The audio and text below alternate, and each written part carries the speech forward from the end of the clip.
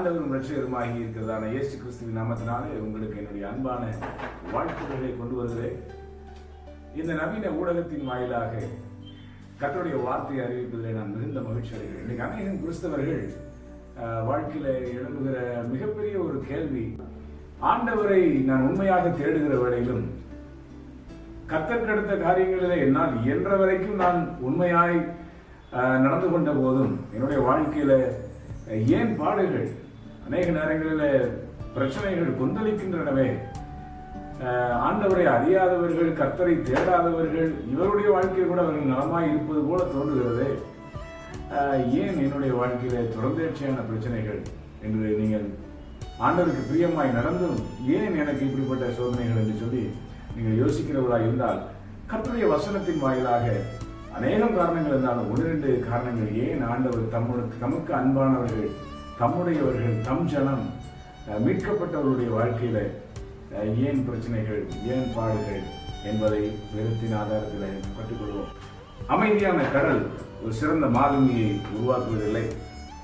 ஜொலிக்கும் தங்கம் வேண்டும் என்று சொன்னால் அது உலைக்களத்திலே அடிக்கப்பட்டாக வேண்டும். மோசேயை மிகப்பெரிய தலைவனாய் உருவாக்கினது அந்த அரண்மனை அல்ல, அந்த வனாந்தரம் தான். அந்த கெட்ட குமாரனை திரும்ப தன்னுடைய தகப்பனுடைய அன்பிற்கு அவனை கொண்டு வந்தது வறுமைதான். தித்திப்பான ரசம் வேண்டும் என்று சொன்னால் திராட்சைப்பழம் அது புளியப்பட வேண்டும். நம்முடைய வாழ்க்கையிலும் கர்த்தருக்கு நாம் பிரயோஜனமாய், தித்திப்பாய், மதுரமாய் நம் ஆண்டவருக்கு இருக்க வேண்டும் என்று சொன்னால் நிரம்ப நேரங்களிலே நம்முடைய தகப்பன் நம்மை சிகிச்சைகளுக்கு உட்படுத்துகிறார். சோதனைகள் 4 நபர்கள் மூலமாக வருகிறது. முதலாவது பார்ப்போமானால், அவனவன் தன் சுய இச்சையினால் இழுப்புண்டு சோதிக்கப்படுகிறான் என்று யாக்கோபு தன்னுடைய நிருபத்தில் எழுதுகிறார். முதலாவது நம்முடைய பிரச்சனைகளுக்கு காரணம் நாம் தான். நாம் சில வாலிபர்கள் தேவையில்லாத தங்கள் குடும்ப வாழ்க்கையிலே அவர்கள் தவறுவதற்கு காரணம், அவர்கள் கஷ்டப்படுவதற்கு காரணம் தவறான முடிவுகளை தாங்கள் எடுத்ததினால், தங்கள் கண்களை இந்த உலகத்தின் மாயை தாங்கள் பின்பற்றி போனதினாலே, சுய இச்சையினாலே இழுக்கப்பட்டு அநேகர் சோதனை பிரச்சனைகளில் இருக்கிறார்கள்.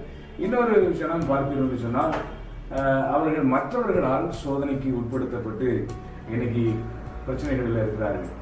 தாவீதோட வாழ்க்கையில பார்ப்பீர்களானால், சவுலை கொல்வதற்கு ஒரு நல்ல வாய்ப்பு கிடைத்தது. அந்த நேரத்தில் தாவீது தேவனால் அபிஷேகம் பண்ணப்பட்ட மனுஷன் மேல நான் எப்படி கையை போடுறது என்று அவன் யோசிக்கிறான். ஆனால் கூட இருக்கிற மனுஷன் சொல்லுகிறான், ஒரே குத்தாக அவனை நான் குத்தட்டுமா என்று கேட்கிறான். மற்றவர்கள் நம்மை பாவம் செய்ய தூண்டி விடுகிறார்கள். அது 2வது வகை. 3வது சொல்ல வேண்டும் என்று சொன்னால், பிசாசானவன் நம்மை சோதனைக்கு உட்படுத்துகிறான். அவனுக்கு பெயரே சோதனைக்காரன். யோபுனுடைய வாழ்க்கையில சோதனைகள் வந்ததற்கு காரணம், அவன் தேவனுடைய சன்னிதானத்துக்கு வந்து சொல்லுகிறான். ஆண்டவர் கேட்கிறார், என் தாசனாகிய யோபுவின் மேல கண் வைத்தாயோ அப்படின்னு கேட்கிறார். இந்த உலகம் வந்து சுத்திட்டு வந்தவன் இந்த நீதிமானாய் இருக்கிறதான யோபுவினுடைய வாழ்க்கையின் மேல அவன் கண் வைத்தான். ஆகவே அந்த சோதனைகள் நிகழ்ந்ததை பார்க்க, இவர் பேதுருடைய வாழ்க்கையில கூட சோதனைகள் வரும்போது ஆண்டவர் சொல்லுகிறார், பேதுருவே, உன்னை சுளையினால் புடைக்கிறதற்கு சாத்தான் முத்திரை வாங்கி கொண்டான், ஆனால் உன்னுடைய விசுவாசம் முடிந்து போகாதபடி உனக்காக நான் வேண்டிக் கொள்கிறேன் என்று ஆண்டவர் சொல்லுகிறார். ஆகவே சோதனைகள் பிசாசானவன் மூலமாகவும் சோதனைகள் வருகிறது.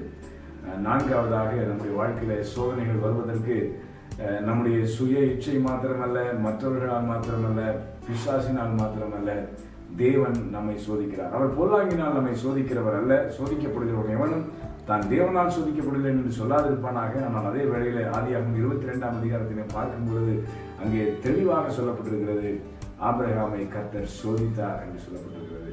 ஆகவே சோதனைகள் 4 விதங்களிலே நம்முடைய வாழ்க்கையிலே வருகிறது. ஆனாலும் இந்த சோதனைகளை நாம் பார்க்கும் பொழுது 3 முக்கியமான இடங்களிலே சோதனைகள் நமக்கு வருகிறது.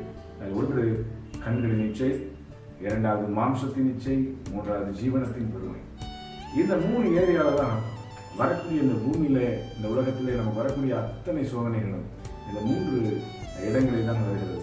ஃபார் எக்ஸாம்பிள் சொல்லணும்னா, ஆதியாகமத்தில் ஆதி பெற்றோர் ஏதேன் தோட்டத்தில் வந்த சோதனையை நாம் எடுத்து பார்ப்போமானால், அங்கே ஆதியாகமம் 3ஆம் அதிகாரத்தில் தெளிவாக சொல்லப்பட்டிருக்கிறது, அந்த கனி பார்வைக்கு அருமையாக இருந்தது, கண்களின் இச்சை, புசிப்புக்கு ஏற்றது என்று அங்கே ஒரு வார்த்தை பயன்படுத்தப்பட்டிருக்கிறது. அது மாம்சத்தின் இச்சை.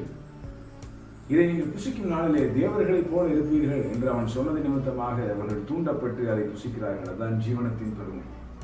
கண்களின் இச்சை, மாம்சத்தின் இச்சை, ஜீவனத்தின் பெருமை, இவைகளிலெல்லாம் ஆதி பெற்றோர் சோதிக்கப்பட்டார்கள். கர்த்தராகிய ஆண்டவராகிய இயேசு கிறிஸ்துவுக்கு வந்த சோதனையில் கூட பிசாசானவன் அங்கே வந்து நின்று முதலாவது அவருக்கு பசி உண்டாயிற்று என்று வேதம் சொல்கிறது. 40 நாட்கள் உபவாசத்திற்கு பிறகு அவருக்கு பசி உண்டான உடனே அங்கே பிசாசு வந்து அவரை முதலாவது சோதிக்கிறான். நீர் தேவனுடைய குமாரனே ஆனால் இந்த கல்லுகளை அப்பங்களாக மாற்றும். அது அவருடைய மாம்சம் பசியாக இருந்ததை அறிந்து கொண்டு அந்த இடத்திலே சோதனை கொண்டு வருவான். மாம்சத்தின் இச்சை. இரண்டாவது நம்ம பார்ப்போமானால் ஒரு சில வினாடிகளிலே உலகம் முழுவதையும் அவன் ஆண்டவருக்கு காண்பித்து என்னை பணிந்து கொண்டால் இவைகள் அத்தனையும் நான் உனக்கு தருகிறேன் என்று சொல்கிறான். கண்களின் இச்சை அவன் காண்பித்தான், பிறகு சோதிக்கிறான். அடுத்து நீர் தேவனுடைய குமாரனே ஆனால் தேவாலயத்தின் உப்பருகையின் மேலே கொண்டு போய் நீர் கால குதியும், உம்முடைய பாதம் கல்லில் இடராதபடிக்கு தம்முடைய தூதர்களை கொண்டு ஆண்டவனை பாதுகாத்துக் கொள்வார் என்று அந்த நீ தேவனுடைய குமாரனே ஆனால் என்று அந்த வார்த்தையை அவன் பயன்படுத்துகிறான். ஜீவனத்தின் பெருமை. ஆண்டவராய் இயேசு கிறிஸ்துவுக்கும் இந்த 3 நிலைகளில் தான் சோதனை வந்தது. கண்களின் இச்சை, மாம்சத்தின் இச்சை, ஜீவனத்தின் பெருமை. ஆனால் இன்றைக்கு நாம் கற்றுக்கொள்ளப் போகிற பாடம் என்னவென்று சொன்னால், பாடுகள் ஒரு தேவனுடைய மனுஷனுடைய வாழ்க்கையில, தேவ பிள்ளையினுடைய வாழ்க்கையில ஏன் பாடுகள் என்பதுதான் நம்முடைய கேள்வி. நீங்க பாத்தீங்கன்னா, ஒரு கொல்லன் ஒரு நகையை அணிகலனை உருவாக்க வேண்டும் என்று சொன்னால் அதை நெருப்பிலே போட்டுவிட்டு அவன் பாட்டுக்கு எங்கேயாவது போயிட மாட்டான்.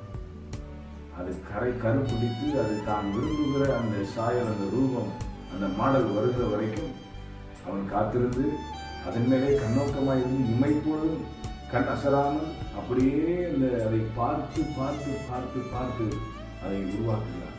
அதுபோலதான் நீதிமான்கள் வேதனைப்படும் போது வேதம் சொல்கிறது, நீதிமானுக்கு ஒரு துன்பங்கள் அநேகமாக இருக்கும், ஆனாலும் கர்த்தர் அவைகள் எல்லாவற்றிலும் நின்று அவனை விடுவிப்பான். கர்த்தருடைய கண்கள் நீதிமான்கள் மேல் நோக்கமாக இருக்கிறது. தம்மை பற்றிய உத்தம இருதயத்தோடு இருக்கிறவர்களுக்கு தம்முடைய வல்லமையை விளங்க பண்ணும்படி கர்த்தருடைய கண்கள் பூமி எங்கும் உலாவிக் கொண்டிருக்கிறது.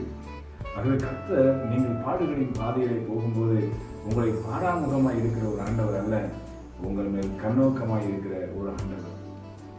ஆகவே நீங்கள் சோதனை பிரச்சனைகள் வழியாய் போகும்போது கவலைப்பட வேண்டாம். கர்த்தர் உங்களை மறந்து விட்டாரோ, கைவிட்டு விட்டாரோ என்று யோசிக்க வேண்டாம். அவர் உங்கள் மேல் கண்ணோக்கமாய் இருக்கிறார்.